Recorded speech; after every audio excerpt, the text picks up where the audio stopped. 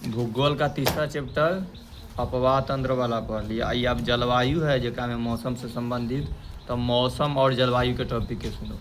किसी निश्चित स्थान की किसी समय में वायुमंडलीय दशाओं का संकेत मौसम कहलाता है। सुनता है ना कि तुरंत मौसम बदल गया, कि गर्मी है, वर्षा के मौसम आ गया, ठंड के मौसम आ गया। तो अगर कोई निश्चित स्थान पर, जैसे मौसम सब तरह के नहीं बदल रहता है, ठीक ना, बरसात वाला ने उसी किसी समय पर वायुमंडलीय दिशाओं का संकेत जो होता है वो मौसम कहलाता है। और जबकि जलवायु से तात्पर्य है किसी बड़े क्षेत्र के दीर्घकालीन वायुमंडलीय दशा है। जैसे पूरा भारत में ठंडा पड़ रहा है तो वो जलवायु परिवर्तन हो जाता है कि बड़े क्षेत्र में हो जाता है। दोनों में मूल तत्व है वायुमंडलीय तापमान, वायु दाब, पवन, आर्द्रता और वर्षा। 30 वर्षों से अधिक काल इन तत्वों के औसत मान लेकर के जलवायु चलती है।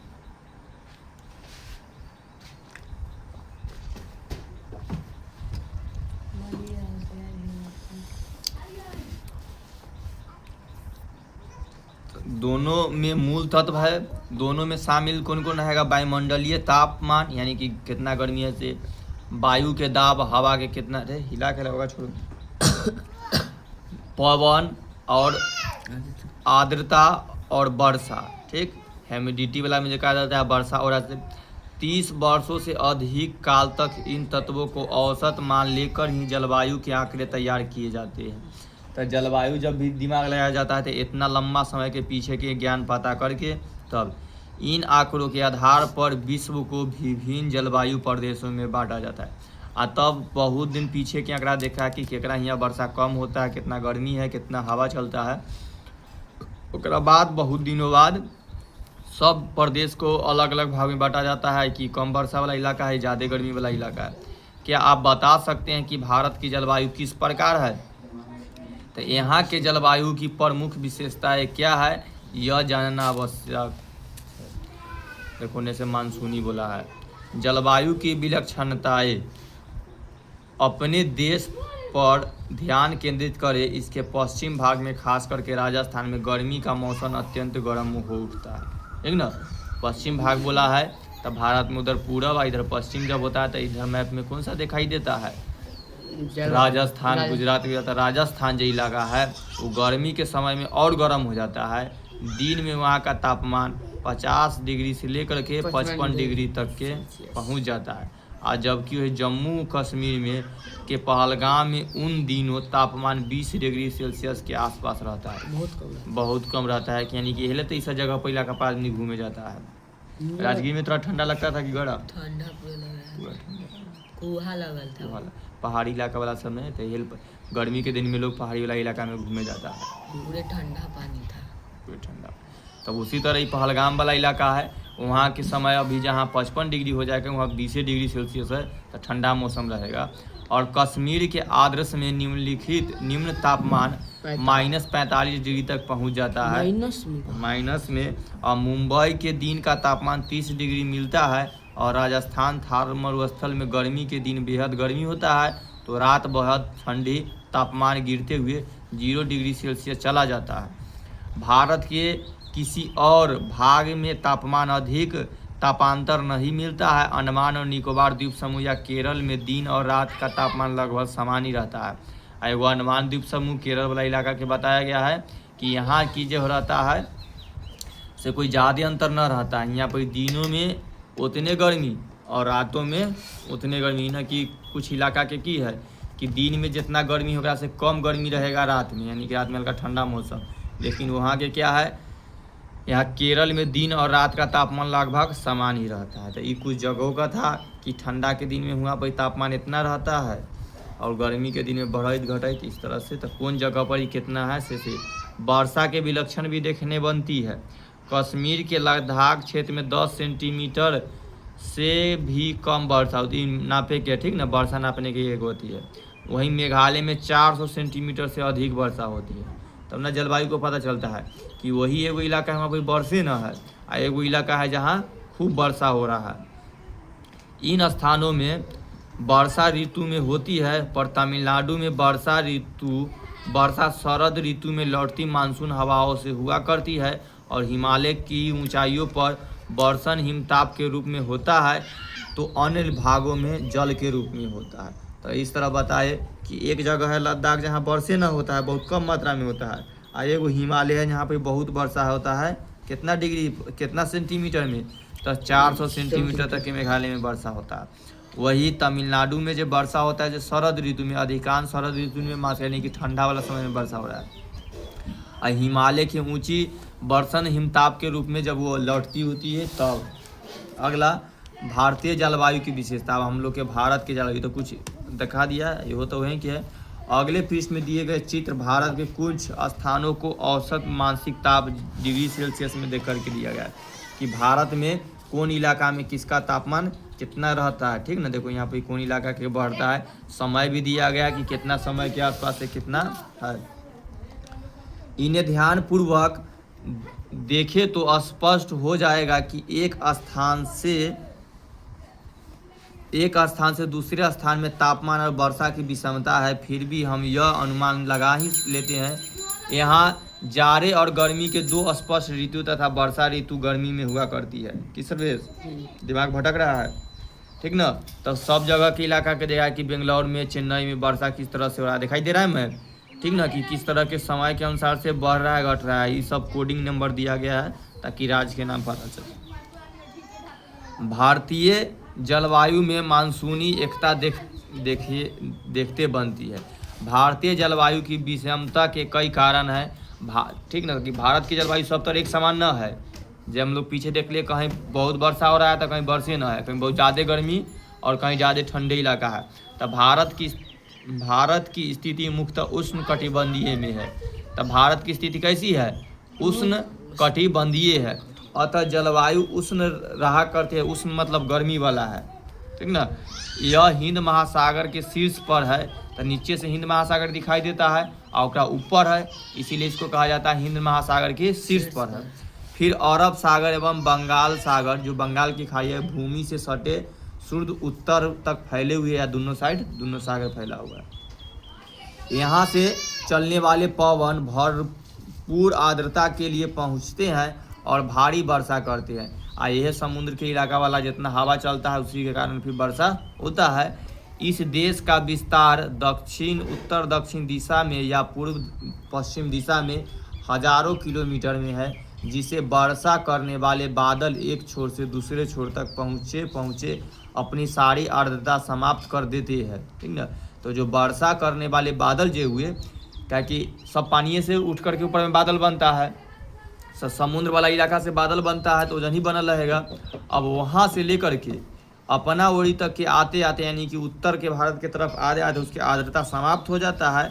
और इस देश में जलवायु की एक ही दिशा मिलनी कठिन है, इसीलिए अपना भारत में सभी तरफ एक टाइट हुआ। किताब पर देखे से सब कुछ होता है तो उलट जाता है। तो जलवायु की दिशा मिलनी कठिन है, तो इसीलिए लिखा गया कि सब तरह की जलवायु समान नहीं मिलेगी। सारे देश की प्राकृतिक रचना एक सी नहीं है, और प्राकृतिक रचना भी न उत्तर में दूर तक फैली पर्वत श्रेणियाँ है और दक्षिण भाग पठार है और मध्य में विशाल मैदान है, और ग्रीष्मकाल में प्रत्येक भाग समान रूप से गर्म नहीं होता है।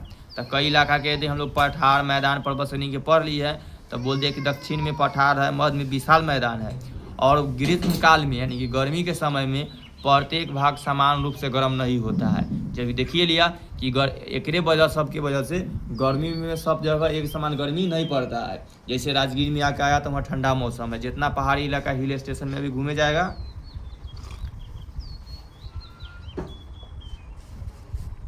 बहुत फेमस जगह है, लंबा जगह, कुल्लू मनाली ऊटी ये सब पहाड़ी इलाका है।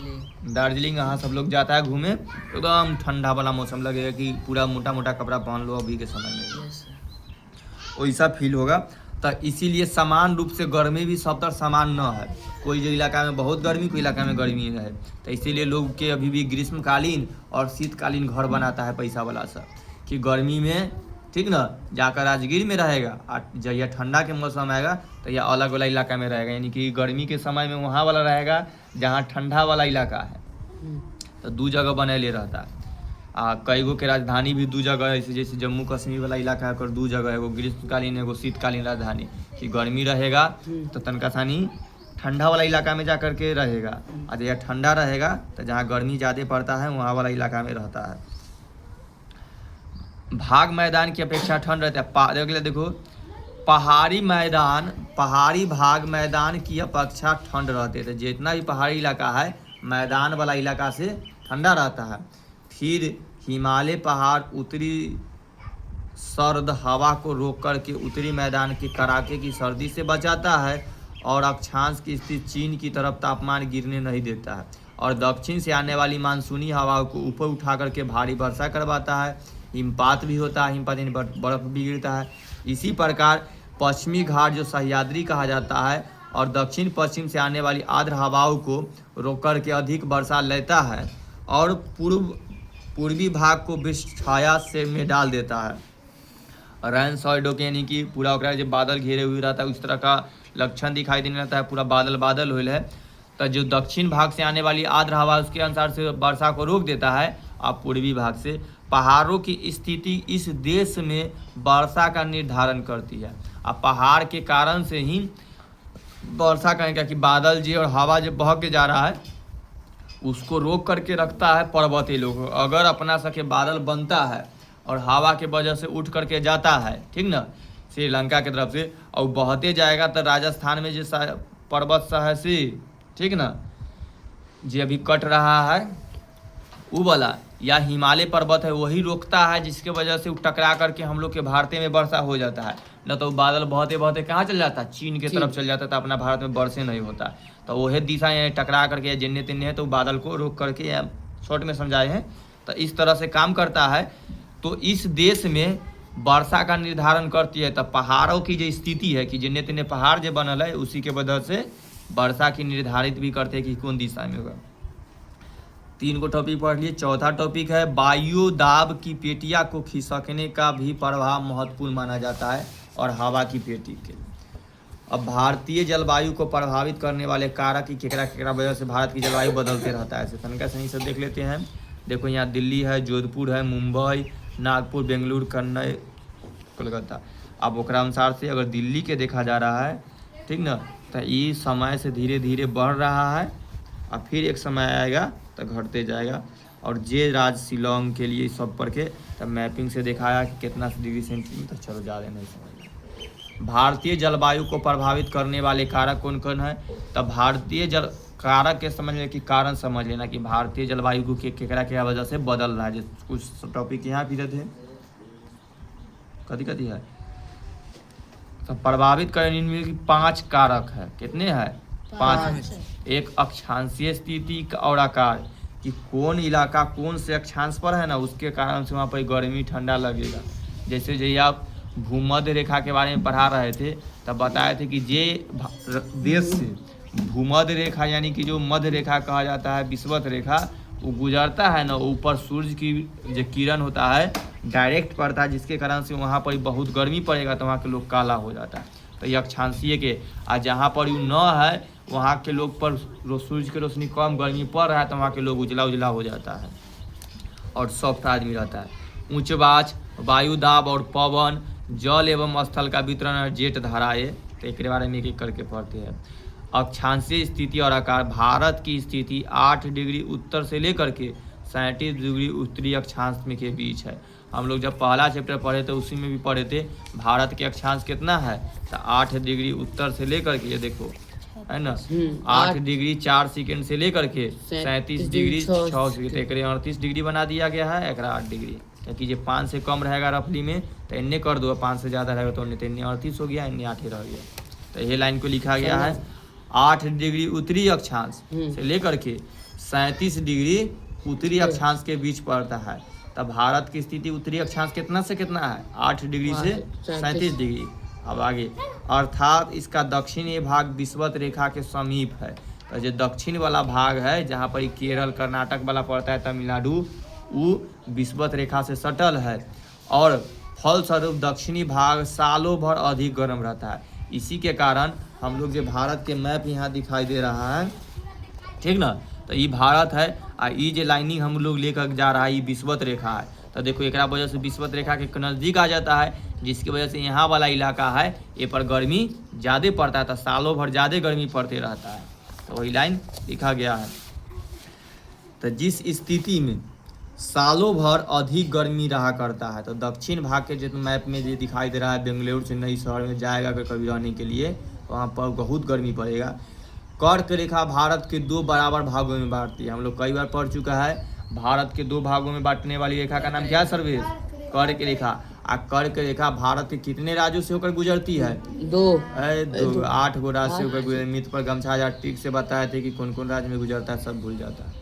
फलस्वरूप उत्तरी भाग उपोष्ण कटिबंधीय में पड़ जाता है, यहाँ जाड़े में तापमान घट जाता है। और इस इलाका में फलस्वरूप जो उत्तरी भाग है, यानी कि अब ऊपर वाला, दक्षिणी भाग नीचे हुआ, ठीक ना, ये वाला दक्षिणी भाग और उत्तरी भाग यह, तो ऊपर वाला भाग इलाका पर ठंडी ज़्यादा पड़ता है, तो यहाँ जाड़े का तापमान घट जाता है, यानी कि काफ़ी ठंड के कारण दक्षिणी भाग उष्ण कटिबंधीय क्षेत्र हो जाता है। त्रिभुजा का आकार प्रायद्वीपीय स्थिति के कारण पूर्वी और पश्चिमी तटीय भागों का जलवायु समुद्र से प्रभावित होता है। तो हम लोग का जो भारत है त्रिभुज के आकार के लग रहा है, जिसके वजह से प्रायद्वीपीय भारत होते है कि 3 साइड से पानी घेरे हुए है, और ये जलवायु को भी प्रभावित करता है समुद्र से, और सम रहता है। समुद्र से बहुत दूर पर जाने के कारण उत्तरी पश्चिमी भाग का जलवायु विषम है। तो उत्तरी पश्चिमी जलवायु कैसी है? तो विषम है। उच्चवाच के बारे में, भारत भूमि सर्वत्र एक सी ऊंची नहीं है। तो भारत की जो भूमि है हर टाइम एक जैसी नहीं है, सबसे अधिक ऊंची उत्तरी छोर है। क्या है कि सब तर एक बराबर न है। जैसे राजगीर वाला इलाका गया तो एकदम ऊंचा वाला इलाका है, वहाँ पर जाएगा तो चढ़ना पड़ेगा अपना सके। तो सब तर की भूमि एक जो वही लेल उच्चवाच लिखा है कि ऊंच नीच के बारे में आप पढ़ेंगे है। तो हम लोग जब उत्तर के तरफ जाते हैं तो ऊपर में बहुत सारा पर्वत पर चढ़ते हैं, ठीक ना। तो जो जम्मू कश्मीर में रहता है तो ऊंचा वाला इलाका में है, तो सबसे अधिक ऊंचा किधर है? उत्तरी छोर पर है, जहां हिमालय खड़ा है, जो हजारों मीटर ऊंचा है, 2-2.5 हजार किलोमीटर लंबा फैला हुआ है, और इसका विस्तार जलवायु विभाजक का काम करता है। और इस ऊंची दीवार के कारण उत्तर की ओर से आने वाली सर्द बर्फीली हवाएं भारत के भीतर प्रवेश नहीं कर पाती है, ठीक ना। तो यहाँ पर ही जो उत्तर से आने वाली हवाएं है सीधरनापति यहाँ पर पकड़ के रह जाती है, और यहाँ पर इसीलिए जम्मू कश्मीर में पूरा ठंडा इलाका बनल रहता है। और इधर देखा जाओ तो हवाएं भारत के भीतर प्रवेश नहीं कर पाती है, अतः भारत में मोटे तौर पर उष्णकटिबंधीय जलवायु पाया जाता है, जिसकी 2 विशेषताएं हैं। एक क्या है कि सालों भर अपेक्षाकृत उच्च तापमान मिलना, ठीक ना। तो इसीलिए एक जगह है जहाँ पर सालों भर खूब गर्मी मिल रहा है, और एक जगह है कि शीत ऋतु का मुख्य रूप से शुष्क हो जाना, और ठंडा के समय में खूब ठंडा। ये विशेषताएं कुछ क्षेत्रों में नहीं पाई जाती है, और ये वाला कुछ जगह में ठंडा में खूब ठंडा है, गर्मी में। वायुदाब और पवन, यानी अब हवा के बारे में पढ़ेंगे। संसार की वायुदाब पेटियों को देखा जाए तो स्पष्ट होगा कि भारत उपोष्ण कटिबंधीय उच्च दाब पेटी से गुजरता है। तो इस लाइन याद रखना कि भारत किस पेटी से गुजरता है? तो उपोष्ण कटिबंधीय उच्च दाब की पेटी में, यानी कि ओकरा एगो ग्रुप बना कर रखा गया कि कौन कौन इलाका में है। तो ये वाला, अतः यहाँ सालों भर सनमार्गी पवन यानी कि वाणिज्यिक पवन चलते रहता है। पवन बोल रहे हैं यानी हवा। और इस देश का जलवायु शुष्क होना चाहिए, किंतु ऐसा नहीं। यहाँ शुष्क और आर्द्र 2 स्पष्ट ऋतु है। इन दोनों ऋतुओं में जिन्हें क्रमशः जाड़े और गर्मी के ऋतु कहते हैं। तो जो शुष्क हवा चलता है ना, ठीक, जो अभी चल रहा है एकदम ठंड गर्मी के समय में, ये सब शुष्क हवा हुआ, एक एकदम सूखल हवा चल रहा है कि आदमी को गुजर रहा है तो वो झड़क जाता है। ठंडा के दिन में कैसे हवा चलेगा? 2 गो हवा बोले, एगो शुष्क हवा है, वो आर्द्र हवा। तो आर्द्र के मतलब है जगह में नमी रहता है। तो ठंडा के दिन में जो हवा चलता है, यहाँ तू बैठल रहता है तो वहाँ से आता है तो हमारे सबके देह भीग जाता है, तो हमें नमी है। तो एगो आर्द्र हवा। तो 2 तरह के हवा चलता है, एगो शुष्क वाला और एगो आर्द्र वाला। तो जो गर्मी के समय रहता है तो उसमें शुष्क हवा चलता है, और ठंडा में आर्द्र वाला, जिन्हें क्रमशः जाड़े और गर्मी के ऋतु हम कह सकते हैं। तो आदमी हवा देखकर कहता है कि कौन सा ठंडा के चल रहा है कि गर्मी के। वायु दाब का वितरण असमान है। भारत जाड़े में उच्च दाब वायु क्षेत्र बन जाता है और प्रमुख उच्च दाब क्षेत्र उपोष्ण कटिबंध में पड़ता है, जहाँ से स्थलीय पवन चला करते हैं। ये आर्द्र नहीं होते, किंतु ग्रीष्म ऋतु आने पर इनका आंतरिक भाग, ठीक ना, तो बोल दिया कि आर्द्र नहीं होते यानी कि ठंडा वाला हवा न चलता है, लेकिन जब गर्मी के समय आता है तब वायु दाब क्षेत्र विकसित हो जाता है। इन घटनाओं में पवन दिशा परिवर्तन हो जाता है और गर्म के ऋतु यानी कि अभी गर्मी के समय में दक्षिण मानसून उत्पत्ति हो जाती है और हम लोग को गरम गरम जो हवा मिलने लगता है। देखिए मैं हवा के चित्र दे ले कि कौन तरफ से कौन तरफ बहता है से। ये तो जनवरी के तापमान है हवा के है। तो देखो ठंडा के समय में रहता है तो शीत ऋतु के समय में उधर से हवा इधर के तरफ आता है, पूर्वैया। और यह गर्मी के समय में इन्ने की हवा इन्ने जाता है, तो इधर उच्च दाब वाला निम्न। तब भारत में शीत ऋतु में उच्च दाब तथा ग्रीष्म ऋतु में निम्न दाब हो जाता है। तो इधर अगर समुद्र से उधर जाता है तो निम्न दाब हो जाता है, पहाड़ से इधर आ रहा है तो उच्च दाब हो जाता है। जल एवं स्थल का वितरण। अब अगला चौथा टॉपिक पढ़ रहा है हवा के बारे में हो गया। अब पानी के बारे में कि पानी और जो स्थल जो पढ़ रहा है दोनों में की। जो क्षेत्र समुद्र के निकट है वहाँ जाड़े और गर्मी के तापमान में विशेष अंतर नहीं पड़ता है, ठीक ना। यानी कि अगर कोई शहर बसल है, जैसे गोवा पे पर बहुत जाता है घूमने लोग, गोवा वाला उधर उड़ीसा में पूरी में घूमे अगर शहर में जा रहा है, ठीक, तो वो सब समुद्र के निकट बटा हुआ शहर है। तो ये सब समुद्र के निकट बसा हुआ शहर है। तो जे क्षेत्र यानी कि जे शहर समुद्र के निकट में है वहाँ पर ही जाड़ा में और गर्मी में तापमान में विशेष अंतर न पड़ता है। यानी कि ये नहीं कि अगर अभी जाएगा तो वहाँ बहुत गर्मी लगेगा और ठंडा के दिन में जाएंगे तो बहुत ठंडा लगेगा। इस समुद्र के सटर वाला इलाका में न होता है, वहाँ ज़्यादातर एक के समान रहेगा। गर्मी हो जाएंगे तो उतने गर्मी रहेगा, उतने मौसम रहेगा ठंड। इसका कारण यह है कि जल देर से गर्म और देर से ठंडा होता है। इसके विपरीत दूर स्थित स्थल भाग में जाड़े और गर्मी के तापमान में अधिक अंतर पड़ता है। यही कारण है कि पंजाब और दिल्ली में जाड़े में ऊनी कपड़े और गर्मी में सूती कपड़े की बिक्री बढ़ जाती है। तो इस इलाका में ज़्यादा गर्मी पड़ता है दिल्ली पंजाब में, क्या कि सतह नदी के किनारे सटल न है, तो वहाँ पर गर्मी के दिन में खूब गर्मी, ठीक ना। तो एक वजह से गर्मी में लोग सूती कपड़ा पहनता है ताकि हल्का सन के कपड़ा रहे, ठीक ना। जैसे अगर ये शर्ट देख लो, चाहे आदित्य के, चाहे अभी तभी सब हम लोग सूती कपड़ा पहन ले, टी शर्ट, तो ये सब, ठीक ना। तो ये सब सूती कपड़ा था। गर्मी के दिन में लोग, अभी हम लोग गर्मी में है तो सूती कपड़ा पहनता है, तो सूती कपड़ा ज़्यादा बिकता है। और ठंडा के दिन में ऊनी कपड़ा लोग ज़्यादा पहनते हैं। अर्थात वहाँ जाड़े में ठंड और ग्रीष्म काल में गर्मी बढ़ जाती है। अर्थात वहाँ के जो समय है वहाँ ठंडा में ठंडा बढ़ जाता है, गर्मी में गर्मी। जाड़े में जल्द ठंडा हो जाने और गर्मी में जल्द गर्म होने के कारण ऐसा होता है और वहाँ के हर पार्ट तुरंत गर्म हो जाता है। तो ये पानी के कारण हो रहा है कि जे पानी वाला इलाका है उनमें ज़्यादा परिवर्तन न आएगा। वहे जे आदमी गोवा वाला इलाका में रह रहा है वहाँ उतना बदलना है ही न कि गर्मी के दिन में बहुत गर्मी लगेगा, ठंडा के दिन में बहुत ठंडा लगेगा। ऐसा गोवा वाला इलाका में न होता है, वहाँ पर ही ज़्यादा न बदलता है। अब जेट धाराएँ, ठीक ना, पानी के भी धाराएँ होते हैं कि किधर से किधर बहे। धरती से बहुत ऊंची समताप मंडल में जेट धाराएँ हवा के है, बहुत तीव्र गति वाली ऊपरी स्तर की वायु धाराएँ है। तो इसी को क्या नाम है, जहाँ भी जेट शब्द आए ना मतलब कि बहुत तेज चलने वाला कोई चीज़ है, ठीक ना।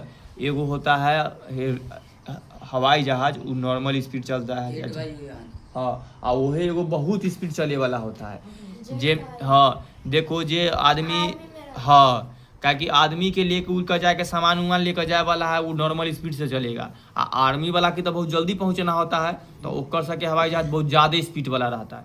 एक दा अगर उड़े के है ना तो इतना स्पीड में उड़ता है ना, देखो तुरंत महारान अब बहुत आवाज़ करता है। वो लोग कह सके जेट वायु यानी कि जेकर स्पीड बहुत ज़्यादा रहे, हवा में बहुत ज़्यादा अथी करे तुरंत, ठीक ना। अब भी और सबके एरोप्लेन जिसमें आदमी बैठ कर जाता है ओकरा ना नीचे से ऊपर में उड़ी में 1 घंटा लगता है, धीरे धीरे उड़ता है। और जो जेट वायु डायरेक्ट उड़ जाता है तो कह सके वही लेलूसन हवाओं को चीरते हुए जाएगा, आवाज़ फट बहुत आवाज़ करता है तो उसको जेट आवाज़ कहा जाता है। तो इसे उसी तरह जेट धरा है, सर बहुत फुर्तीला रहता है। हाँ बहुत फुर्तीले बना ली जाता है।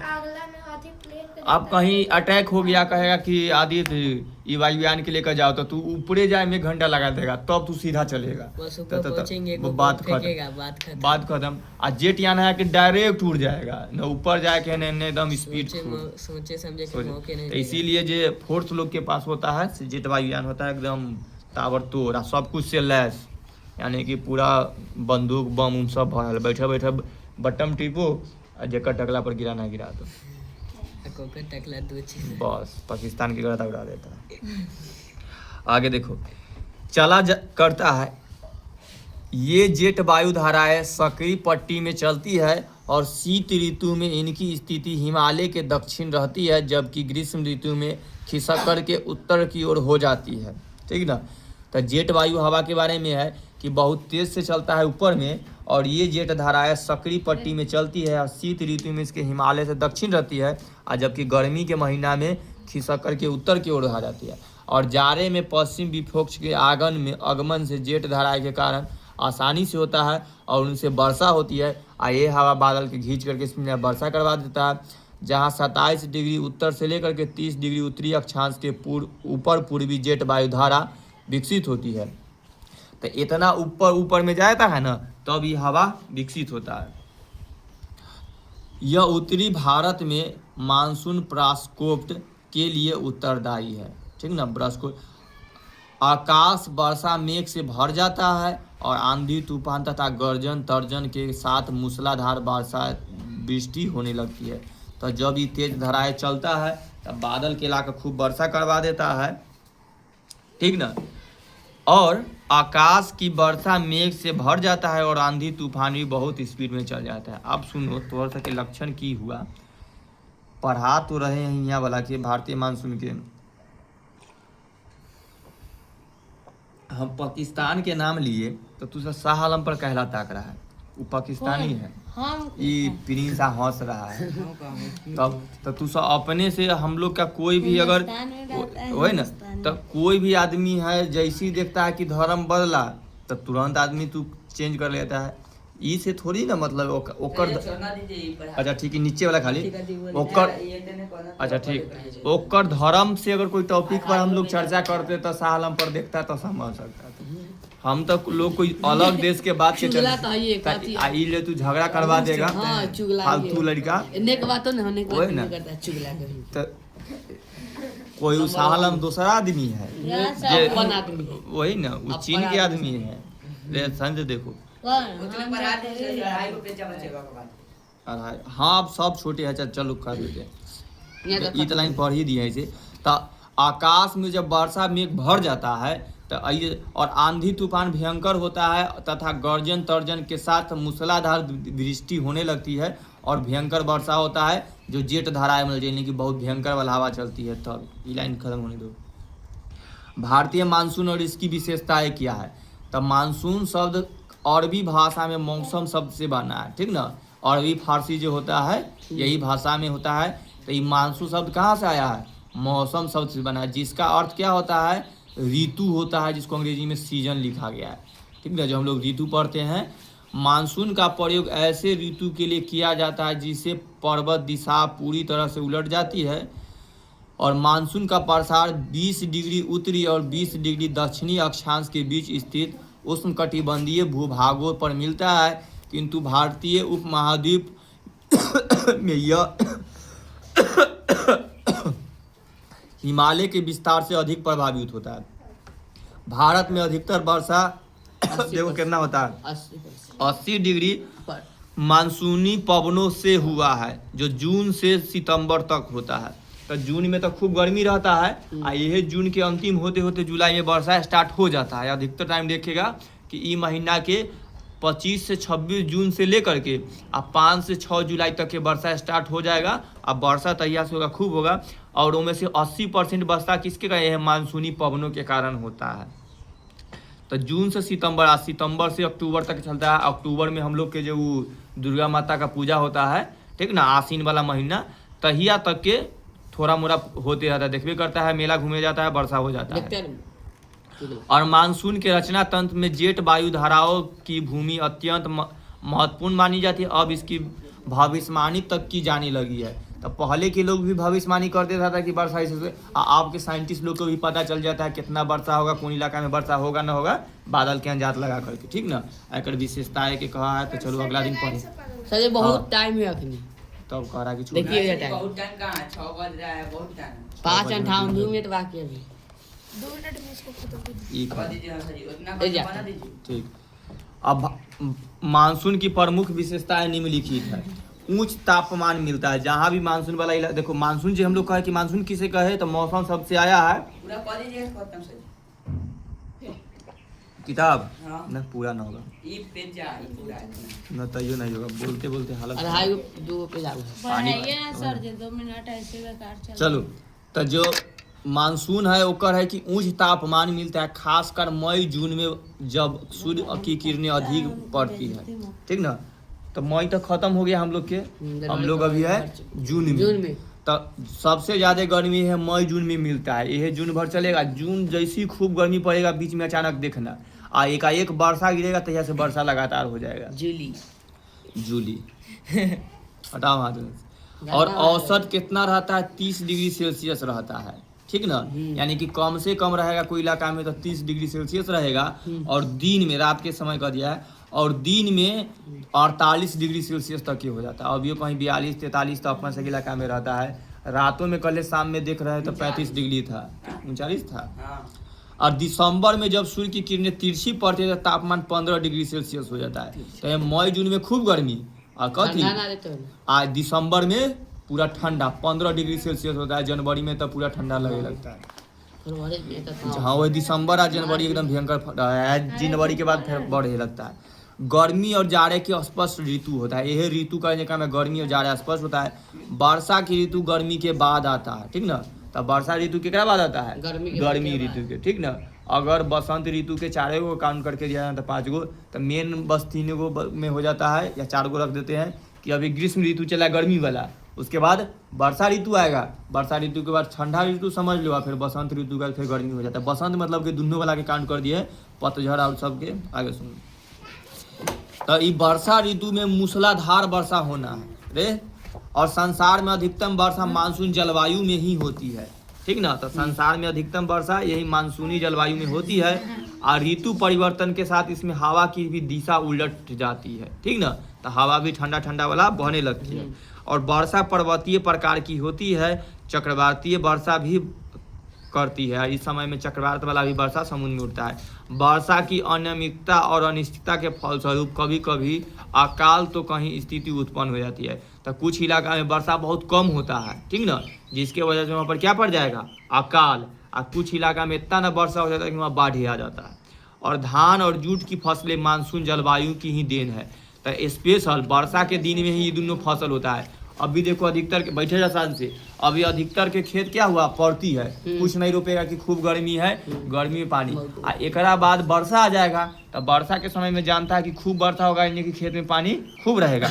और लोग जानता है कि धान के खेती करने के लिए खूब पानी चाहिए, इसीलिए जैसी वर्षा के समय आएगा तो धान के खेती और जूट यानी पटुआ की खेती कर देता है, ठीक। तो पटुआ की खेती कर देगा। तो अभी अधिकतर के देखेगा तो चौर में धान रोपाएगा और पटुआ रोपाएगा। पहले तो हम लोग के बाबा हुआ जाते तो पटुआ खूब रोपते थे, अब तो पटुआ नहीं रोपाता है। न तो पटुआ के सागो होता था एकदम हरियर तत्ता को रहता है, और वही पटुआ होता है। ये धान और पटुआ दिसंबर में काट लिया जाता है, ठीक ना। धान से पहले ही जूट को काट लिया जाता है, पटुआ को, ठीक ना।